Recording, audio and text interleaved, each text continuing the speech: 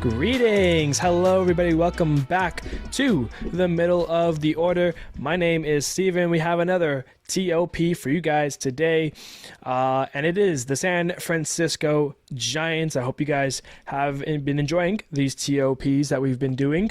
Almost done the first week here. We got 2 more tomorrow, and then we have a couple of days off over the weekend before we continue with them on Monday. But as I mentioned, today is the Giants, and they are definitely a very interesting team here in that NL West division. Last year, they were almost a 500 team. They were 79 and 83, 2 games under essentially. 24th in runs for, 15th in runs against, and 11th in ERA. They were 4th in the NL West, 10th in the NL overall, and were 18th in MLB. This year for the draft, they have the 13th overall pick, and they should, that's the pick they should have gotten, and that's the one they did get. So let's take a look first at who these guys added, and it starts with one player in particular from the KBO, Jung Hoo Lee. They give him a nice deal there. He comes over, and he will be a part of that San Francisco Giants team. They also got a big bat in Jorge Soler, and some other guys that you may or may not know, Tom Murphy, Amir Garrett, Nick Ahmed. They made a trade for Robbie Ray, Jordan Hicks, and they also purchased Ethan Small from waivers at one point. There's some interesting names here, and some names that I definitely will be talking about, specifically Jordan Hicks. And Jung Hoo Lee, of course. But they did lose quite the handful of guys you know and guys you don't. Sean Manaea is out, no longer on that staff. Jacob Junis gone. Scott Alexander and Ross Stripling both were traded. Those guys are out. Alex Wood is gone as well. Jock Peterson, Paul DeYoung, AJ Pollock, John Brebbia, Joe Ross, Mitch Haniger, and Desclafani, 2 guys that they traded for Robbie Ray. And then, of course, the one I think hurts the Giants fans the most, Brandon Crawford is out. Long-time San Francisco Giant. He is out as well. Taking a look, actually, something about Brandon Crawford that I was checking really quickly. Brandon Crawford was the last guy on the Giants team from their last World Series ring in 2014. Last year, they lost belt to the Blue Jays. And then this year, Brandon Crawford is gone. He just signed recently with the St. Louis Cardinals. So there was going to be nobody a part of the 2014 San Francisco Giants winners on this team until a couple days ago. They have brought back Pablo Sandoval on a non-roster invitee minor league deal. I'm just saying, if I was a Giants fan, I wouldn't want nothing more than to see Pablo Sandoval again on a diamond. So all the hopes there. We'll talk about that a little bit more into the episode as well. Let's start and hit up that rotation, and I'll just say this, out of all the rotations we've seen, this one, in my mind, has the biggest drop-off from talent from the first hole to the 5 hole. Logan Webb is the ace of that staff, and he is one of the best pitchers in baseball. Very great for the Giants here. Then they have Kyle Harrison, their prospect that they got a few attempts to last year. He's number 1 in their prospects organization ranks. And then Jordan Hicks, of course, we mentioned him in the episode he signed. He is officially listed as the 3-spot rotation guy for the Giants. Tristan Beck in the 4 hole, and then Keaton Wynn in the 5 hole. You don't know those 2 guys? Don't blame you. I don't really know them either. The bullpen is pretty good, actually, when you take a look at things. Of course, closing games out, Camilo Doval, one of the better relief pitchers in our game currently. The Rogers brothers, Tyler and Taylor, are still both with the Giants doing things there. Luke Jackson, another player in that bullpen there. And, of course, Amir Garrett, who is a non-roster invitee, but he is listed on Fangraphs to be in the bullpen. And, of course, Ethan Small is also listed in the bullpen as he was purchased from the Brewers from waivers earlier in the offseason as well. Taking a look at that lineup, and this is the part that does intrigue me a little bit about the San Francisco Giants. Leading things off, the new center fielder, Jung Hoo Lee from the KBO, of course. He's out there in center. Tiago Estrada bats second, playing second. Lamont Wade Jr., the first baseman, batting third. Jorge Soler, DH. Michael Conforto in left field. Wilmer Flores at third base, batting sixth. fan favorite of mine and fan favorite of, I hope, Giants fans, Mike Yastrzemski, batting 7th in right field.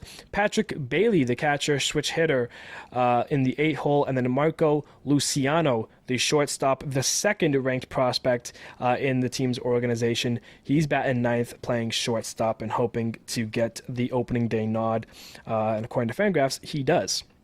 That bench right now is looking like Tom Murphy as the backup catcher, one of the guys they got in the offseason. J.D. Davis, Nick Ahmed, shortstop, who's a non-roster invitee, but is listed here for the bench. And then Austin Slater, the backup outfielder for those Giants. Taking a look at some of the injuries that they currently have, as I mentioned in the rotation, that was 4 and 5 guys. Tristan Beck and Keaton Wynn, both of them were dealing with injuries this year coming into spring training, some hand discomfort, some elbow soreness. Both should be ready and good to go for the opening day roster if the Giants so want to choose them. The 2 guys that are going to be missed by the Giants, Robbie Ray, of course, we know that they traded for his contract with the Mariners. He had Tommy John back in May. He went down, and he's on the 60-day IL. He is questionable for the season if he'll be able to make a return towards the end of the year or not. And then Alex Cobb, he had hip surgery as well. That was at the end of 2023, about November, I believe. He's out for at least 6 months, so he will be missing the first half of the season as well. So a couple of guys there from the Giants. A couple non-roster invitees that were fun that I saw that they are having right now at spring training. Of course, one of them being Pablo Sandoval.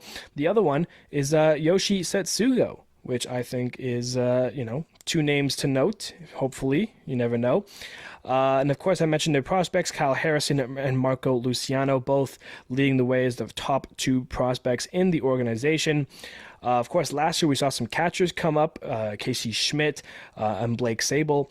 Or no, Blake Sable is the backup as a catcher. Casey Schmidt was a infielder who both of them got some time in, and they both looked okay. Nothing's too special, but they're both in the farm system still, as well as Joey Bart, who we'll be talking about in a little bit as well. The Giants' free agents for next year. A couple of interesting names here. Michael Conforto, he's at the end of his contract. Alex Cobb, we mentioned his injury. He's at the end of his contract. J.D. Davis and Austin Slater, both ending their arbitrations, will hit free agency for the first time in their careers. And then a player option for Wilmer Flores, so he chooses. And then a club option for Luke Jackson, depending on how he does out of that Giants bullpen. All right, now where do we want to go first? I have a couple notes here, things I want to talk about, some players as well. I guess we'll start with Pablo Sandoval, because it's the least interesting on a grand scheme, but it is a fun discussion to have. Pablo Sandoval right now a non-roster invitee to the Giants spring training camp. Last time he played professional MLB baseball was with the Braves in 2021. He played in 69 games, having 73 at-bats, 13 hits, 4 home runs, a 645 OPS. Nothing great, but you never know. He is 38 now. He's one of the main players and faces of the new Baseball United that they got going on in the east part of the world. So you never know how he will do. It'd be really nice to have him back, but if he isn't back and the Giants do end up dropping him, that would be the end of that 2024 World Series Giants team that I so mentioned. All right, let's talk about some of these players, some of the guys you may or may not know. I want to start with Mike Yastrzemski a little bit here. Like I said, one of my favorite players on the Giants. And, overall, I think he has been a good player. It's had some great moments for the Giants, some walk-off home runs and walk-off hits in general.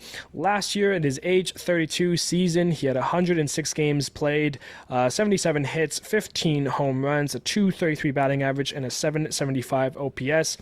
Definitely a bounce back year for him over the last 2 years where he hasn't played as much. Of course, 2020 was one of his best years, but of course that was during COVID as well. Debuted in 2019 at the age of 28. This is going to be his 6th year with the team. And, he's listed in the 7-hole, but, injuries happen, things happen. Mike Yastrzemski is going to get there in the batting order a little bit. He is a consistent batter, a good batter, and a good fielder in general. He's kind of like that just overall average outfielder that is good enough to be a starter you know, but not like the best player on the team. The best player on the team, Logan Webb, pitcher, star, finished second in Cy Young voting last year with an 11-13 record, a 3.25 ERA, 216 innings pitched, led the league in most innings pitched. He had 2 complete games, one of them a shutout, and he made all 33 starts for his team, striking out 194 guys. That's what you want out of your ace. Logan Webb is a star, and he is going to have to do a lot of carrying to kind of bring the Giants into any sort of relevance this year. Because that rotation is definitely the part that scares me the most. The lineup, I think, can be fun. I think they can score some runs. But like I said, last year the Giants were 11th in ERA. That's not going to be the case. They're going to be in the bottom 10 this year. I don't trust the starters as much. The bullpen is very nice, considering how the rotation looks. I think the bullpen is actually one of the best parts about this Giants team. Camilo Doval, the Rogers brothers, Amir Garrett is kind of Reds Amir Garrett in a way, in terms of pitching and not in terms of violence. I think the Giants bullpen is fun, but that rotation does scare me, and the reason partially why is Jordan Hicks. I've mentioned this before. I've mentioned this when he got signed, when I was talking about it. They said that the plan is to use him as a starter. And you know what? That is great. Jordan Hicks has wanted that for a long period of time. But when you look at his numbers, and I mentioned this too, as a reliever, he has a 3.65 ERA. Yes, he's played way more games as a reliever than as a starter, but a 3.65 ERA, 217 innings, and 230 strikeouts, 32 saves. As a starter, only 8 games. The Cardinals have given him some opportunities before. A 5.47 ERA. He's lost 4 of those 8 games. Hasn't won a game. And in 26 innings pitched, he's given up 16 earned runs, 21 walks, and only 25 strikeouts.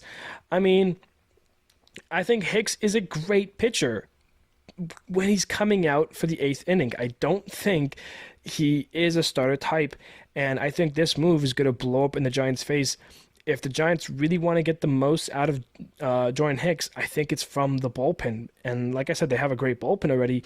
Who would you take and try to convert into a starter? Nobody. I think you have to go get Blake Snell. If I was a Giants fan, I am begging for Blake Snell right about now, because you really need a pitcher here, and there isn't much available throughout their system. Even I'm looking at their guys here. They have the guys are on the 40-man roster. I don't think they're ready for a major league spot yet. And you look through the 40-man roster, who do you get rid of to give a guy a spot here? I think the Giants are going to ride this out, and I think they're going to give Hicks as many chances as he can. Like I said, I do like Hicks. I hope he proves me wrong, but I just feel like as a starter, he's not going to be as good, for the Giants. I think they would have more use for him. They paid him like a starter, 4 years, $44 million, I think the deal was. So that's I guess one thing to note. But I just don't trust the whole Hicks starter. It doesn't correct in my mind, so I'm a little worried about that if I was a Giants fan, but maybe he proves me wrong. Maybe he can do it. Let's talk about Jung Hoo Lee for a little bit here. This is the kind of star of the Giants. They paid this guy. They got this guy a bag here. 6 years for $113 million. Has an opt-out after 2027.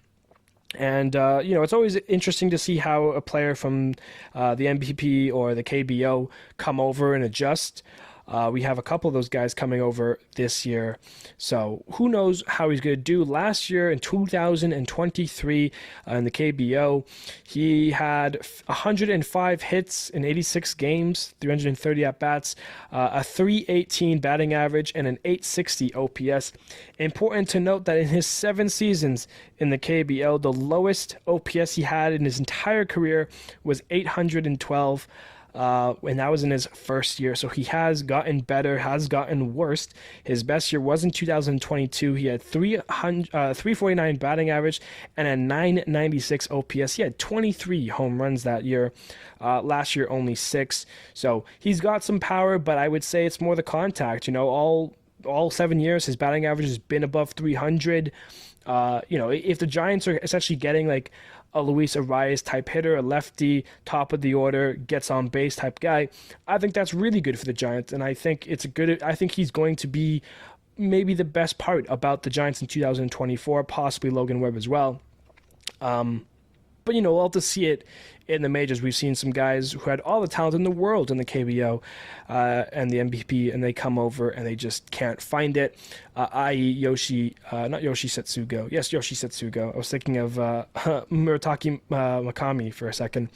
Yoshi Setsugo, who's also part of the Giants right now, is a non-roster invitee.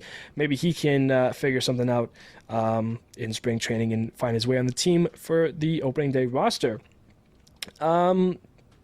Talking about, where do we go next? The catcher situation. When Buster Posey was coming to his end, the Giants in 2018 drafted the kid Joey Bart with the 2nd overall pick. And since then, Joey Bart has been one of the biggest disappointments for that Giants team over the recent years. And he's looked bad. They've given him opportunities throughout the last 4 years, from 2020 to 2023, and he just hasn't been able to figure it out. His best year, I guess, was in 2022. He had 11 home runs, a 660 OPS. It just hasn't been there. He's not been the guy. He is still part of the Giants right now, but I think he gets moved, or I think he gets one last opportunity to try it, and if not, it's done. They do have 2 other kids here, Blake Sable and Patrick Bailey, both who got opportunities last year to play. Blake Sable, in 110 games, he had 13 home runs, a 235 batting average, and a 695 OPS. Patrick Bailey, on the other hand, a little bit better, had 7 home runs, a 233 batting average, a 644 OPS in 97 games.